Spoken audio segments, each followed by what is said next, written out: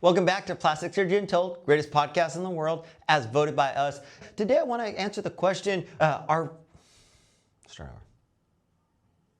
Welcome back to Plastic Surgery Untold, greatest podcast in the world, as voted by us. Today we're talking all about the new Mentor Enhanced breast implants. One of the biggest questions I get is, how big do the silicone or gummy bear implants come? Are they available for my breast enhancements? In the old days, the answer was the largest available silicone breast implant was 800 cc's. That's no longer true. The Mentor Enhanced implants are now available over 800 cc's up to about 1450 cc's. Remember, just because we can doesn't mean we should all the time. So the Mentor Enhanced breast implants were first designed specifically for breast reconstruction. If you think about it, we're trying to figure out what the total breast volume is for patients. And so when we're doing that, a couple things I want you to think about is, in breast reconstruction, large implants were extremely needed because we're removing that volume. It's no longer just a breast enhancement like we would do in the aesthetic world. We're taking their own volume and then adding 300 or 400 cc's. Now the only thing that they have is the implant itself. So you needed that additional volume, and that's why very large implants were extremely common to be able to restore that volume. In the aesthetic world, no question, we have some patients that just don't have a lot of natural breast volume. They're either looking for a little bit more of a full look. And so in the past, there were limited options. Here's the new Mentor Enhanced breast implant. So a gel implant, nice round, give you a lot of volume, still soft, still have some of the benefits of that nice soft gel, which is absolutely phenomenal. In the old days, if you wanted to go larger than 800 cc's, you had to go to a saline implant. No question, you can still do that. We have a lot of patients that have done an overfilled saline implant to get above 800 cc's, both in the reconstruction and aesthetic world. I'll tell you, the limitation of that has really just been like a water balloon. The more you fill it, the more firm it is. And patients had to sacrifice a little bit of that softness for a larger implant. And no question, it functioned well. It gave them a lot of that fullness, but no question, it decreased the softness of the breast implant. So with the Mentor Enhanced that now go above 800 cc's for both our breast reconstruction and our aesthetic patients, they have an option to increase that fullness and still get the benefit of the new gel. Because remember, a lot of our patients who are looking for these larger implants have a couple things going on. One, obviously, there's either a need or a want to go a little bit bigger, have a little bit more of that fullness.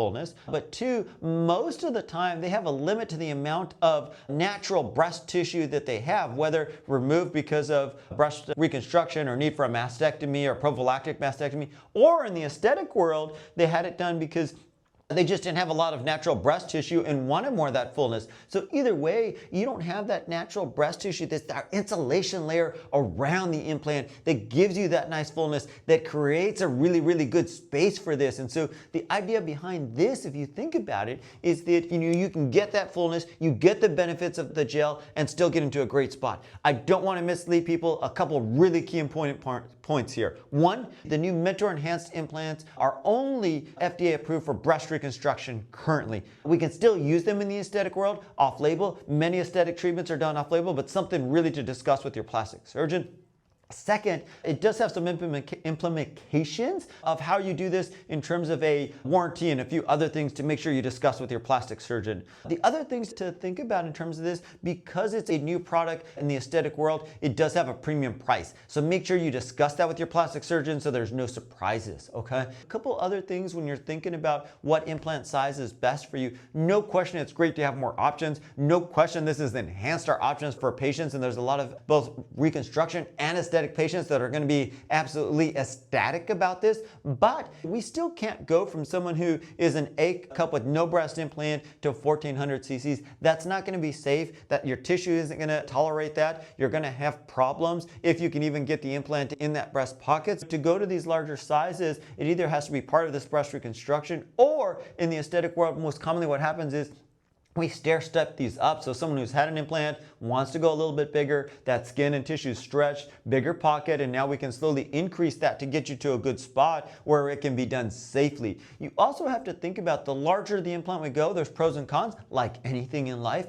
no question the bigger implant is going to give you more fullness, more roundness, enhance that overall shape if that's the look you're going for. But on the downside, the heavier the implant, the more it's going to weigh down that skin. We'll talk about internal bras and additional support in a second. Two, you do have to worry about the pressure on that skin, on the nipple, and so want to be really, really safe that we get you to a great spot and that it doesn't cause any problems for you, because ultimately we want you to look great, we want you to be super safe, we want to make sure you're in a perfect spot. And a lot of times there are still limitations by your body in terms of the size that we can do. Just because we can doesn't mean we should. Some people can and should and would look absolutely fabulous, but a discussion you need to have with your plastic surgeon to make sure that we're getting you into a great spot here.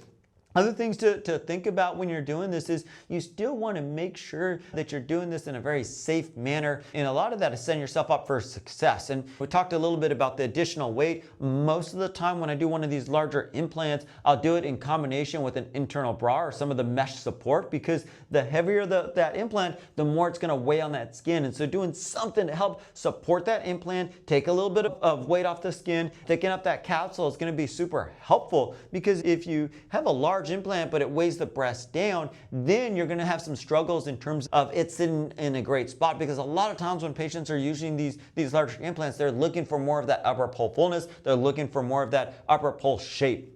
I just want to show you a few little comparisons just to be able to see this. If you're watching this on YouTube or one of the reels, hopefully you're able to see the difference here. So really cool, because you can see here's a 400cc 6th generation implant, one of the most common sizes we do. Here's a 1250cc Mentor enhanced implant. So you can see a 3 times volume difference. It honestly looks even bigger than that. And so a big leap forward in terms of volumes available for patients. I also want to show you the difference, because if you think about it, this is obviously much smaller, but in the old days when we had to go above 800 cc's, we had to use a saline implant. You can see how firm that is versus some of these new Mentor enhanced implants, which are pretty incredible in terms of the shape, volume, and size stuff. So really cool to have some different options for patients to really tailor this to you. I want to summarize. Can gel implants go above 800 cc's? Absolutely, yes, they can. Now with these Mentor enhanced implants, so all the way up to 1450 cc's. 2, remember, they're FDA approved for breast reconstruction. 3, you can definitely use them in the aesthetic world off-label, something you need to discuss with your plastic surgeon.